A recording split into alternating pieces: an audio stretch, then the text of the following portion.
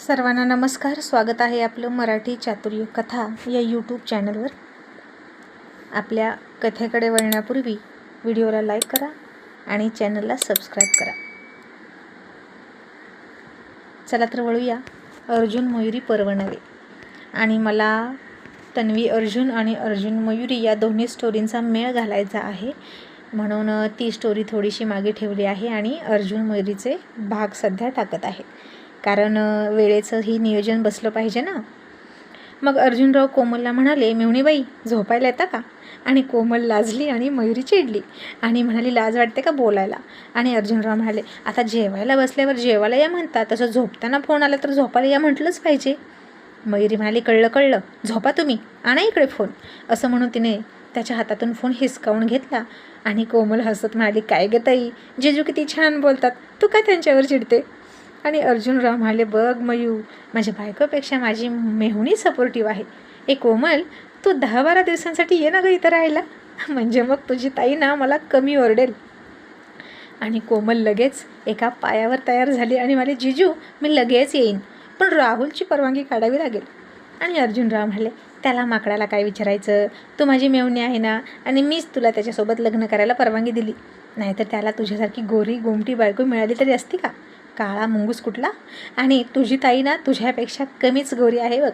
आणि खरंच ना, तू कोमल इतकी गोरी आहेस, अगदी गुलाबी पेरूसारखी, त्यामुळे तुला राहुल गुलाब म्हणतो, हो ना गं. आणि तिकडं कोमल आणखीन लाजून म्हणाली, अय्या ईश जिजू, आज तुम्ही माझी इतकी तारीफ का करताय? आणि अर्जुनराव म्हणाले, असंच, आज तुझ्या ताईने मला जरा जास्तच त्रास दिलाय. आणि कोमल हसून म्हणाली, काय केलं ताईने? आणि आता त्या दोघांच्या थापा मयुरी डोक्याला हात लावून ऐकत होती. आणि ती कोमलसुद्धा बावळट, तिला तर काय, जिजू रोमॅन्टिक बोलायला लागले की लगेच दात काढून ऐकत असते आणि लगेच गुलू गुलू गुलू बोलायला सुरुवात करते. आणि तिकडून कोमलच्या बेडरूममध्ये राहुल आला आणि कोमल म्हणाली, जिजू राहुल आले, ठेवू का फोन? आणि मयुरी म्हणाली, नाही ना, बोल. का गं, आत्ता का फोन ठेवतेस, मूर्ख कुठली, यांनाही कसली अक्कल नाही आणि तुलाही काही कळत नाही. आणि कोमल गाल फुगून म्हणाली, ए ताई काय गं, आणि असं काय बोललो आम्ही जगाच्या वेगळं? मयुरी म्हणाली, जगाच्या वेगळं काहीच नव्हतं, मुळा अक्षराच्या बाहेरचं सुद्धा काही नव्हतं, पण हे मला पटलेलं नाही. तुझं लग्न झालंय, त्यांचं लग्न झालंय, काही अक्कल आहे की नाही? आणि अर्जुनराव म्हणाले, अगं बायको चिडतेस कशाला, आता मेहुणीची मस्करी नाही करणार तर कोणाची? आणि मयुरी म्हणाली, थांबा, तुम्हाला ना मी नंतर बघते. कोमल आता फोन ठेव गं.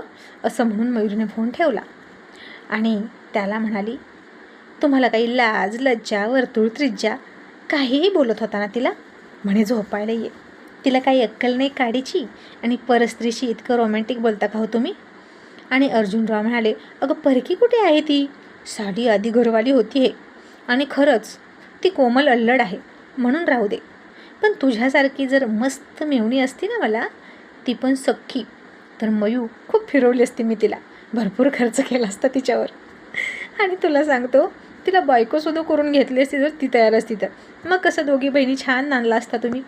आणि मयुरी म्हणाली, बावळट कुठले, झोपा आता, एवढ्या वर्षाचा संसार केल्यानंतर तुमचे हे असले विचार आहेत हे आत्ता मला कळतंय. आणि मला ना असं वाटतं की कशाला उगीच तुमच्यासोबत लग्न केलं, अजिबात एक शब्द बोलू नका, झोपा. असं म्हणून ती त्याच्याकडे पाठ करून झोपली. आणि आता अर्जुनरावांनी हातात पुन्हा फोन घेतला आणि पुन्हा फोन कानाला लावून म्हणाले, हॅलो कोमल, राहुल आहे का गं तिथं, तो नसेल तर माझ्याशी बोल. तसं मयुरीनं मागं बघितलं आणि हातातला फोन हिसकावून घेत म्हणाली, काय चाललं तुमचं, आता खरंच तुम्ही कोमलसोबत?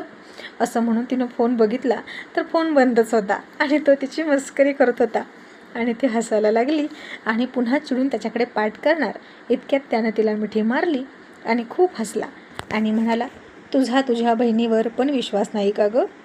आणि ती हसून मस्करी करत म्हणाली आणि लाडात येत म्हणाली, अजिबात नाही, आणि मला माझ्या नवऱ्यावर पण विश्वास नाही, तुम्ही फक्त माझे आहात, कोणाशीच असं बोलायचं नाही, समजलं? आणि अर्जुनराव म्हणाले, मयू फक्त मस्करी केली गं. आणि ती म्हणाली, असली मस्करी फक्त माझ्यासोबत करायची, तुम्ही मस्करीत बोलता आणि बायका तुमच्याकडे आशेनं बघतात, त्यांच्या नवऱ्याने त्यांच्यासोबत असे बोलत नाहीत ना, म्हणून त्यांना तुमचा हेवा वाटतो आणि सतत तुमच्या भोवती घुटमळतात. आणि तुमच्याकडून एंटरटेनमेंट करत बसतात. त्या दिवशी एकजण कशी म्हणाली, मयुरी आता तुझा नवरा कुठे आहे? तुझे अर्जुनराव ना खूप जॉली माणूस, खूप हसवतं बाई. अगदी 2-2 दिवस त्यांचे जोक लक्षातनं जात नाहीत. म्हणजे तुम्हाला त्या विसरत नाहीत, समजलं का? आणि तुम्ही पण त्यांच्याशी जास्त बोलत बसता. आणि अर्जुनराव म्हणाले, असू दे गं, 2 घटकाचं आयुष्य आपलं, बोलायचं हसायचं सोडून द्यायचं. आणि हसण्यानं आयुष्य वाढतं आणि हसवणाराचं सुद्धा आयुष्य वाढतं. आणि ती पुन्हा त्याच्या ओठांवर ओठ टेकवत म्हणाली, पण मला नाही आवडत. हवं तर मी जलस फील करते असं म्हणा, but you are only mine. जेव्हा तुम्ही माझ्याभोवती असताना आणि माझ्यासोबत बोलता, मला हसवता आणि आपल्या दोघांचंच काहीतरी चाललेलं असतं गुलुगुलू, तेव्हा बघा बाकीच्या सगळ्याजणी कशा बघत असतात, टकामका टकामका. आणि आपण जेव्हा हसतो तेव्हा आपल्याजवळ येऊन हसत नाहीत. तुम्ही त्यांच्याकडे जाण्याची वाट बघतात आणि किंवा मी तुमच्यापासून बाजूला सरकली की हळूच येऊन चिकटतात. आणि माझ्याशी नाही बोलत, त्या फक्त तुमच्याशी बोलतात. आणि आत्ताच सांगते, अजिबात कोणाशी बोलायचं नाही असलं, समजलं? असं म्हणून तिनं गाल फुगवले. आणि अर्जुनरावाने तिचे गोबरे गाल दातात घेतले आणि म्हणाले, ओके बाबा, पण मला कुठपर्यंत जमल तुझं हे पथ्य पाळणं मला माहीत नाही, कारण मी असा बोलका माणूस. आणि मग ते झोपले. मग आता बघता बघता मोठ्या अभिचा बर्थडेचा दिवस उजाडला आणि सगळ्यांनी तिकडे जाण्याची तयारी केली. आणि अर्जुनरावांनी फॉर्मल कपडे घातले, टी शर्ट आणि जीन्स. मयुरी म्हणाली, हे काय, टी शर्ट का घातला? फुलभाईचं शर्ट घाला ना. आणि अर्जुनराव म्हणाले, अगं कशाला, ते ऑफिसच्या मीटिंगला गेल्यासारखं वाटतं. मी आपला साधा बोळा, असाच बावळा वेश असलेलं बरं. मयुरी म्हणाली, तुमचा वेश बावळा आणि अंगिनाना काळा माहीत आहे मला. अर्जुनराव म्हणाले, मयू आता तुझ्या पण म्हणी पाठ झाल्या का? मग अगं म्हशी, तू मला कुठं नेशी, या म्हणीचा अर्थ सांग बरं. आणि ती तोंड वाकडं करत म्हणाली, मला नाही माहीत, चला गुपचूप. असं म्हणून तिनं साडी घातली, मुलांना तयार केलं आणि आपल्या आपल्या गाडीने सगळे निघाले. चैतन्य मेघानं सुद्धा गाडी काढली आणि सगळे निघाले, कारण आता प्रत्येकाचीच आपली आपली फॅमिली होती. चौघं तर फिक्सच होते आणि प्रवास लांबचा होता, त्यामुळे आपल्या आपल्या सेपरेट गाडीने निघाले. जाताना केक वगैरे घेतला, मोठ्या अभिच्या छोट्या अभिसाठी प्रत्येकाने खाऊ घेतला. आणि आता रस्त्याने एकजण पुणेकर खूप आडवा येत होता आणि अर्जुनराव सुद्धा त्याला रस्त्याने बाजूला दाबत होते. आणि दोघांची सुद्धा एकमेकांना टशन सुरू झाली होती. कधी तो पुढे जायचा, अर्जुनरावांना दाबायचा आणि याच्या आईतला लावला टांगेवाला असं म्हणून अर्जुनराव पुढे जायचे आणि त्याला दाबायचे. आणि मयुरीला तर भीतीच वाटत होती. आणि मयुरी म्हणाली, अहो असं काय करता, शांत चला बरं. अर्जुनराव म्हणाले, अगं तो बघ ना कसा करतोय फुकणीचा, पुण्याचा आहे म्हणून नाटक करतोय का? आणि मी सुद्धा इंडियन आहे, आता दाखवतो त्याला गंमत. त्याला कोल्हापूर पासिंगची गाडी दिसते ना आपली, म्हणून नाटक करतोय, त्याच्या एरियात आलोय ना म्हणून. पण म्हणावं, ऐक घाल्या, तुझ्या एरियातच नाही तर तुला तुझ्या घरात येऊन गाडीन. आणि तिने डोक्याला हातच लावला आणि म्हणाला, नको ना, शांत चला प्लीज. अर्जुनराव थोडा नमतेपणा घेत, चला हो. आणि आता अर्जुनराव नमतेपणा घेणार शक्यच नाही. तिलाच चिडून म्हणाले, ए तू गप्प बसतेस का गं, मला शहाणपणा शिकवू नकोस. तशी ती गप्प बसली. आणि अर्जुनरावांनी पुन्हा त्या माणसाला रस्त्याच्या कडेला दाबला आणि एके ठिकाणी जागा बघून गाडी थांबवली, त्याला आडवी घातली आणि खाली उतरून म्हणाले, आई घाल्या, तुला अक्कल आहे की नाही, का मस्ती करतो? आणि तो सुद्धा अर्जुनरावांना म्हणाला, तुला काही अक्कल आहे का, माझी फॅमिली माझ्या गाडीत आहे, तुला दिसतंय ना? आणि अर्जुनराव म्हणाले, साल्या तुझी फॅमिली तुझ्या गाडीत आहे आणि माझ्या गाडीत काय माझी ठेवलेली बाई आहे का? माझीसुद्धा बायको आहे, मुलं आहेत आणि तुझं मला माहीत नाही, पण माझं त्यांच्यावर खूप प्रेम आहे आणि म्हणून मला त्यांना सुरक्षित न्यायचं आहे. तूही सुरक्षित जा आणि मलाही सुरक्षित जाऊ दे. असं म्हणून अर्जुनरावांनी त्याला 2-3 शिव्या दिल्या आणि पुन्हा सगळ्या गाड्या सुरू झाल्या. मग आता मयुरी त्याच्याशी काही बोलतच नव्हती, कारण अर्जुनरावांच्या अंगात पण काही कमी मस्ती नव्हती. खूप गुरमीतला माणूस, पण समोरचा चुकला की समोरच्याची मस्ती जिरवणं एवढंच त्यांचं काम. आणि मितालीनं घरीच पार्टीची तयारी केली होती. चिकन, मटण, भात, भाकऱ्या, सुकं पातळ सगळं करून ठेवलं होतं. मग गेल्या गेल्या महिलांनी सरबत वगैरे पिला, अभिचं औक्षण केलं, केक कापला आणि जेंट्स मंडळी सरबत न पिता बसले चकनात चगळायला. त्यांचा वेगळाच सरबत घेऊन. तिकडे कोणताही मुलगा जाऊ दिला नाही. हसायचे मोठ्या मोठ्याने, पण अजिबात बाहेर आवाज येत नव्हता. आणि मयुरी म्हणाली, मिताली, अगं कसली सिक्रेट रूम आहे गं ही, काहीही आवाज बाहेर येत नाही. आणि इतक्यात आशू आपला सहजच म्हणाला, तिकडेच अभि काका आणि मिताली काकूची बेडरूम आहे. तशा सगळ्या लेडीज खूप हसल्या. आणि कोमल म्हणाली, हो हो अगदी बरोबर, म्हणजे ही सिक्रेट रूमच आहे की काहीच आवाज बाहेर येत नाही. आणि मुलांना आता जेवायला घातलं आणि महिला मंडळसुद्धा जेवले. कधी नव्हे ते पहिल्यांदा, कारण आम्ही 1.5 तास उठणार नाही असे ते म्हणत होते. मग मयुरी इकडून तिकडून मितालीचा फ्लॅट बघत होती आणि पुण्यातल्या त्या कोंदट वातावरणात तिला अजिबात आवडलं नाही. आता 1 दिवस इथे फक्त काढावा लागणार म्हणून ठीक, पण कायमचे इथं राहणं जमणार नाही गं बाई, असं ती म्हणाली. कारण मोकळ्या ढाकळ्या स्वभावाच्या अर्जुनरावांना सुद्धा मोकळं वातावरण लागायचं आणि मयुरीलासुद्धा. मग शेवटी त्यांचं रवंत करून झालं आणि मग जेवण वाढलं. आणि आता पुरुष जेवत होते आणि बायका त्यांची थट्टा मस्करी ऐकत बसल्या.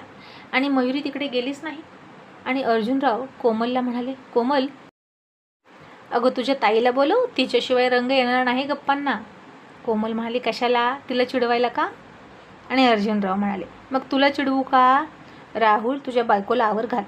आणि राहुल म्हणाला, गुलाबो, तू इथे ये माझ्या हाताखाली. आणि कोमल म्हणाली, काय हो, आता काही लगेच मारणार का हाताखाली घेऊन? आणते ताईला बोलवून, असं म्हणून ती गेली. आणि राहुल म्हणाला, बावळट आहे अर्जुन, तू ना तिची जास्त मस्करी करत जाऊ नको बरं का, मेहुणी करून. ती अल्लड आहे, लगेच तुझी स्वप्न बघायला सुरुवात करते. मला माहीत आहे की तिची मर्यादा ती ओलांडणार नाही, पण ती अल्लड आहे. कोणत्याही वयात एखादा हिरो आवडतं ना, तशी तुझी फॅन आहे ती. आणि अर्जुन म्हणाला, मग मी काय करू? तुझ्या बायकोला तू आवर घाल, मी माझ्या मेहुणीची मस्करी करणार. मग आता जेवण सुरू होतं आणि अचानकच चैतन्य अर्जुनला म्हणाला, अर्जुन, ती जयश्री कोण आहे रे? आणि अर्जुन म्हणाला, कोण? मला नाही माहीत. आणि मयुरीकडे बघून अभि म्हणाला, बरं का वहिनी, तुमचं नाव मयुरी आणि तो तुम्हाला मयू म्हणतो ना, तसंच ती एक जयश्री आहे, तिला म्हणतो जया. आणि सचिन म्हणाला, कधी कधी तर जयूसुद्धा म्हणतो. आणि हे ऐकून मयुरीने अर्जुनरावांकडे थोडं मोठे डोळे करून रागात बघितलं. आणि अर्जुनराव म्हणाले, खोटं आहे हे, मयू तू का चिडतेस? त्यांना मला तुझ्याकडून शिव्या करायच्या आहेत, असंच आमचं ठरलं आहे मगाशी. बायकांना फितवून शिव्या करायच्या एकमेकांना, म्हणून ते असं बोलतात अगं. आणि मयुरी म्हणाली, मला माहीत आहे तुम्ही कसे आहात, प्रत्येकीला बायकोसारखीच लाडानं हाक मारता. तसे सगळे हसायला लागले आणि म्हणाले, अगदी बरोबर अगदी बरोबर. तसा चैतन्य आगीत तेल ओतत हसून म्हणाला, वहिनी अगदी बरोबर, हा प्रत्येकाला आपुलकीने हाक मारतो. म्हणजे काय, बायकोही बायकोच्या जागी आणि इतर बायका इतर बायकांच्या जागी असलेच पाहिजेत. पण अर्जुन सगळ्या बायकांना समान भाव देतो आणि हे काय आपल्याला आवडत नाही. इतक्यात मेघाच्या मैत्रिणीचा मेघाला फोन आला आणि ती पण इथेच पुण्यात होती आणि मला भेटायला ये असं म्हणाली. आणि मेघा म्हणाली, चैतन्य काय करायचं, जायचं का हो? आणि चैतन्य म्हणाला, अजिबात नाही. आणि मेघा म्हणाली, अहो असं काय करता, जाऊया ना, इतक्या दूर आलो आहे ना आपण, पुन्हा येणं होत नाही. जेव्हापासून इकडे यायचं ठरलं आहे तेव्हापासून मी तिला सांगितलं आहे की आम्ही येणार आणि आता तिचे फोन यायला लागले, जाऊया ना हो. आणि आता इतर सगळेजण, जा रे चैतन्य, अरे मेहुणी आहे ती तुझी बायकोची मैत्रीण, तुझी मैत्रीणच झाली की, आता तरी जा की, असं म्हणायचे.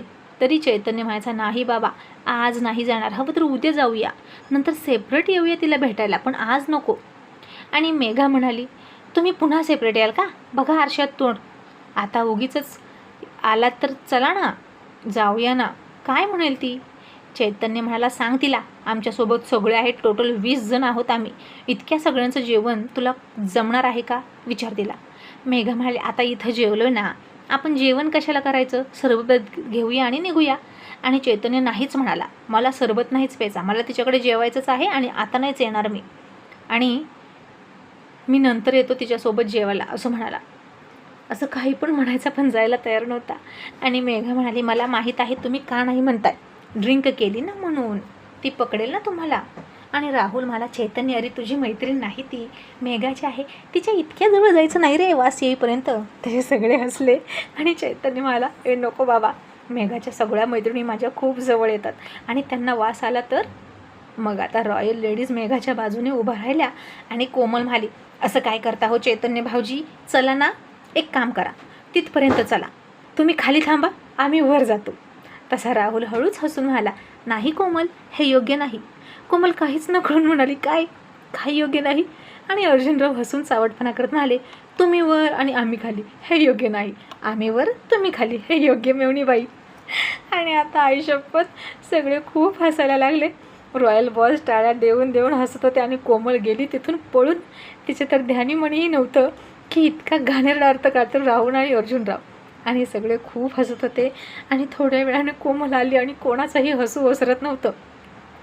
आणि अर्जुनराव म्हणाले, ए मयू, कुरकुरेचं पॅकेट कुठे आहे गं, तू येताना घेतलेलं? मयुरी म्हणाली, मी नाही देणार, मला चहासोबत कुरकुरे चोखून खायला आवडतं. तसं पण अर्जुनरावाने डोक्यावर हात मारला आणि म्हणाला, या बहिणी बहिणी बावळट आहेत, काही पण बोलतात. त्यात आपली मराठी भाषा वळवेल तशी वळते, पळवल तशी पळते. आणि अभिविषय बदलून म्हणाला, चैतन्य जा रे, बायकोची मैत्रीण आपलीसुद्धा मैत्रीण असते असं समजायचं. आणि लता म्हणाली, मग अभिभाऊजी तुम्ही खूप लकी आहात, कारण सगळ्यात जास्त फ्रेंड्स मेघाला आहेत.